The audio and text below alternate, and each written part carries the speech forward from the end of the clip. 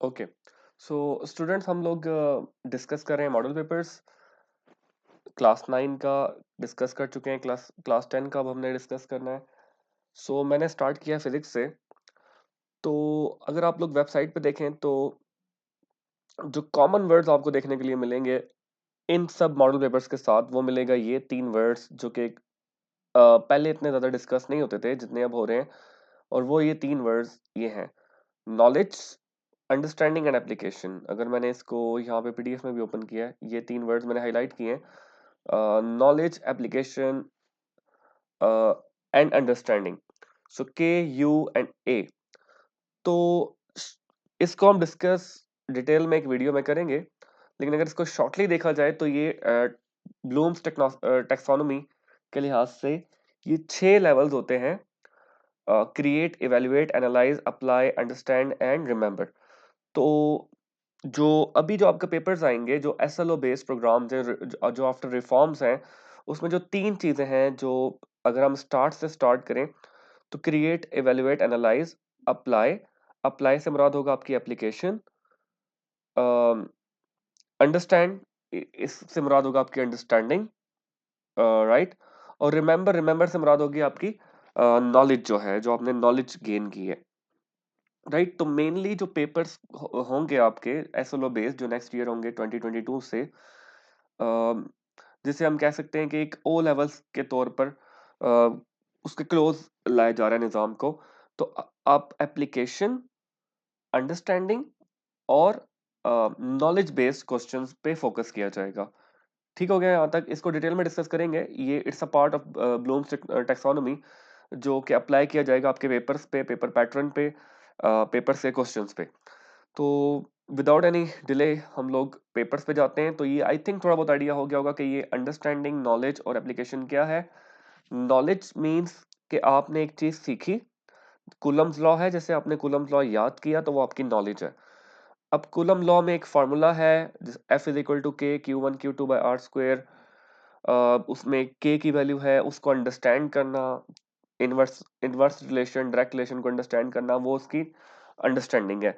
Application के जब आप वो किसी केस पे या किसी एग्जांपल पे या किसी असेसमेंट पे अप्लाई करेंगे तो वो उसकी एप्लीकेशन बन जाएगी। तो ये 3 लेवल्स हैं जो मेनली पेपर्स को डिवाइड किया गया है।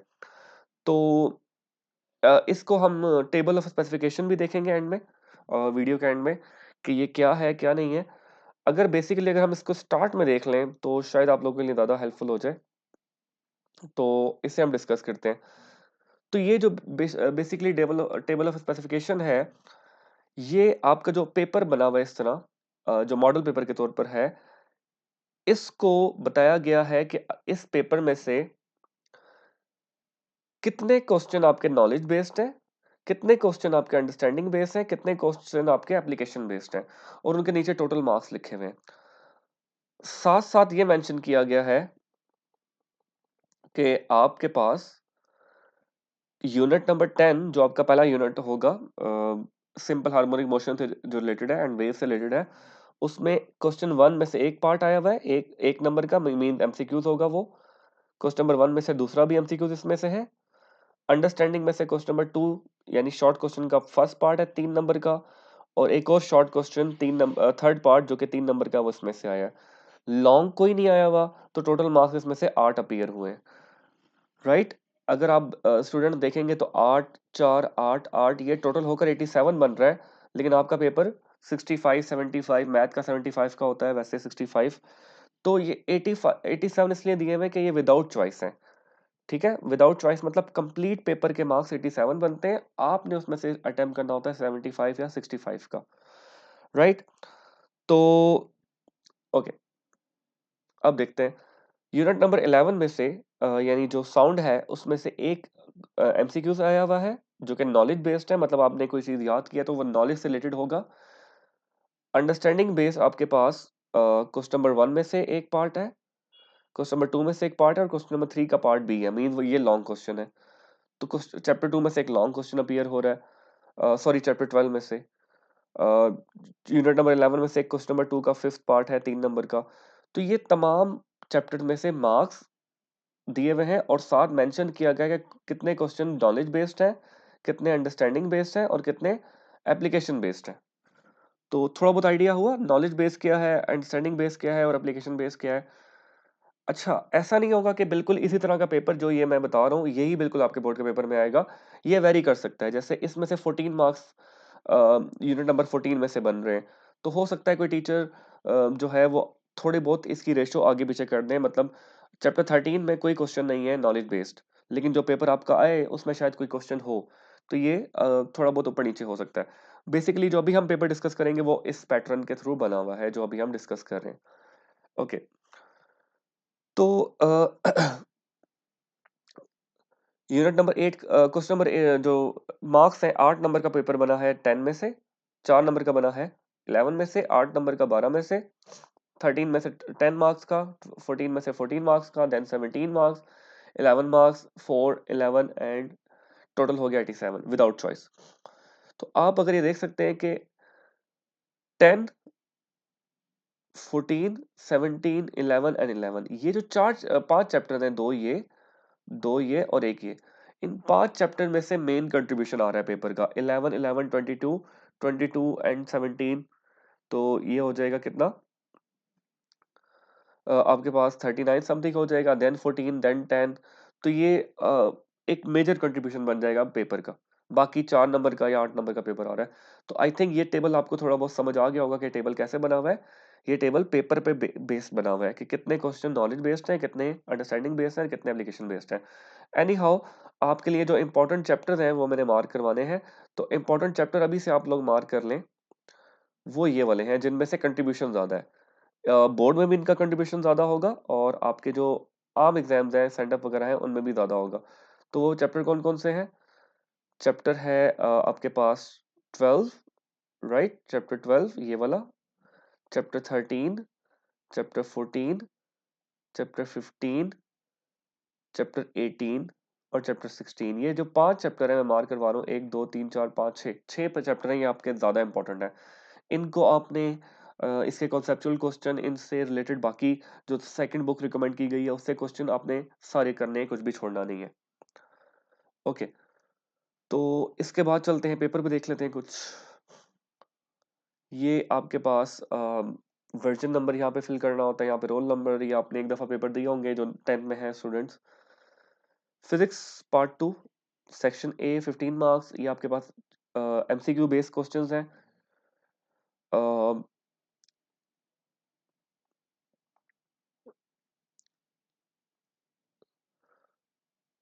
Okay, physics model paper questions. हम लोग जो क्वेश्चंस रीड करेंगे वो physics SSC 2 model paper question SLO based, right. SLO में जो है आउटकम से, जो स्टूडेंट लर्निंग आउटकम्स है उनसे रिलेटेड है। ओके। तो जो फर्स्ट क्वेश्चन है आपका वो है डिस्टिंग्विश, जो रिलेटेड है, ये जो आपके पास एमसीक्यूज थे A B C D option के, उनसे रिलेटेड आपको बताया गया कि कहाँ कहाँ से ये पिक किए गए हैं। तो फर्स्ट एमसीक्यूज आपका और पिक किया गया है distinguish between mechanical and electromagnetic waves. Second जो है वो equation v is equal to F lambda से पिक किया गया है। थर्ड आपका लॉन्गिट्यूडनल नेचर ऑफ वेव से। फोर्थ आपका straight condition for total internal reflection. Fifth आपका कूलम्स लॉ से। सिक्स्थ आपका ओहम्स लॉ से। सेवंथ आपका explained by experiment and that an electric current in a conductor produces magnetic field. Seventh आपका simple uses of logic gates. Ninth आपका briefly explained transmission of days. 10th आपका state for radioactive emissions. 11th आपका Ohm's law से और 12th आपका transformer से। तो और सेक्शन बी के जो क्वेश्चंस हैं वो आपके पास solve problem by using formula T is equal to by root L over g, pendulum, simple pendulum से पिक किया गया है, सिंपल पेंडुलम के टॉपिक से। बेसिकली ये कॉन्सेप्चुअल क्वेश्चन भी है और न्यूमेरिकल टाइप भी है। ओके। तो उसके बाद आपके पास solve problem by image location. Image location की 4 5 डायग्राम्स हैं थर्ड चैप्टर में। Explain simple harmonic motion. Fourth, describe experiments to show the electrostatic charging by induction. V is equal to F lambda. Sixth, explain by describing an experiment that has an electric current in a conductor. Seventh, distinguish between conductor and insulator. 8 है आपके पास describe the use of electrical measuring devices like galvanometer, ammeter. 9th है differentiate between analog and digital electronics. 10th है आपके पास explain that an element may change into another element with when radioactivity occurs. तो ये आपका related है उससे, transmutation जो है न्यूक्लियर ट्रांसमिटेशन से रिलेटेड है, लास्ट चैप्टर में आएगा। 11th आपका compare the advantages of high technology communication devices. 12th आपके पास represent changes in the composition of the nucleus by symbolic equations, alpha beta और गामा। 13th है आपके पास describe the effect of magnetic field on electron beam. 14th है आपके पास explain by describing an experiment that है an electric current in a conductor produces magnetic field. और 15th है describe the use of electrostatic charging. Section C में आपके पास describe the construction and working of principle of electroscope, solve problem of image location by spherical mirror by using spherical mirror formula. और fourth आपके पास construct simple series, simple single path and parallel circuit series और parallel, ये पहले भी बहुत दफा है, अभी भी मेंशन किया हुआ है। गेट्स है आपके पास नॉट और and, nor and nand. Fifth है आपके पास identify that a transformer works on the principle of mutual induction. और फिफ्थ है आपके बी पार्ट जो है आपके पास मीनिंग ऑफ हाफ लाइफ। तो ये मैं टेबल पहले एक्सप्लेन कर चुका हूँ। और ये आपके पास पेपर है, और इसके जो कहाँ कहाँ से क्वेश्चन किस किस टॉपिक से पिक किए गए हैं वो भी हमने रीड किए हैं यहाँ पे सारा, राइट। और ये आपके पास पेपर के क्वेश्चंस हैं। ये आपके पास एमसीक्यूज बेस्ड है। और ये आपके पास प्रॉपर क्वेश्चनिंग 3 मार्क्स का ईच है। आपने a pendulum of length 1 metre and period 2 seconds on Mount Everest have an altitude this, calculate the value of g. तो पहले जो बुक बेस्ड क्वेश्चन थे वही आते थे, माउंट एवरेस्ट का कोई नहीं था, तो वो अब ये अपने पास से शामिल किया गया है। सेकंड आपके पास if the concave mirror produces a real image of an object what will be image necessary inverted, ये 5 डायग्राम्स उससे करना है। If the restoring force on an a mass attached to a spring simple harmonic motion ever zero, if so where। fourth है how can a body be negatively charged by electrostatic induction। fifth है does increasing the frequency of wave also increases its wavelength, if not then these quantities are related। ये v is equal to f lambda का proof से करना है। sixth है will two wires carrying equal current in the same direction repel each other।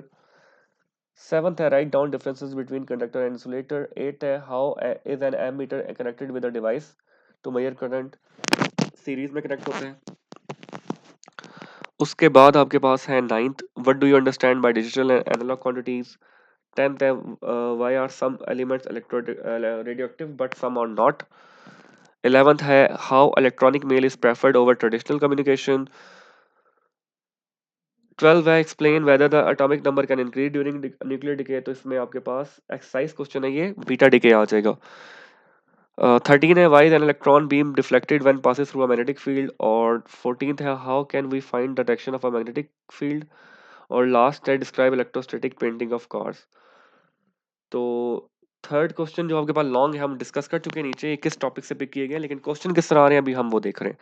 With the help of electroscope how can you achieve the following, detection of charge और determining the nature of charge. B तीसरा part देखें, investigating the whether the body under test is conductor और insulator. B part है an object is placed at a distance of 20 centimetre from a convex mirror, जो कि ये image बना रहा है इतने सेंटीमीटर पे, तो आपने फोकल लेंथ निकालनी है। फोर्थ है discuss the main features of parallel combination of resistors, आप पैरेलल भी करना सीरीज भी करना। लॉजिक गेट्स उनके ट्रुथ टेबल्स। फिफ्थ आपके पास वर्किंग ऑफ ट्रांसफार्मर। और बी पार्ट इसका हाफ लाइफ से रिलेटेड न्यूमेरिकल है। तो ये क्वेश्चन दिए गए हैं आपको, और नीचे वाली जो डिटेल्स हैं उसमें आपको टॉपिक्स दिए गए हैं कि किस किस टॉपिक से ये पिक किया गया। तो आई होप थोड़ी बहुत अंडरस्टैंडिंग हुई होगी, जो नया पैटर्न है, जो नया मेथड है, उसके अकॉर्डिंग साथ साथ हम अपडेट करते रहेंगे कि कैसे न्यूज़ हैं, बाकी अपग्रेडेशन या बाकी रिफॉर्म्स कैसे हैं। तो बाकी इंपॉर्टेंट क्वेश्चन मैं साथ साथ अपलोड करता रहूँगा।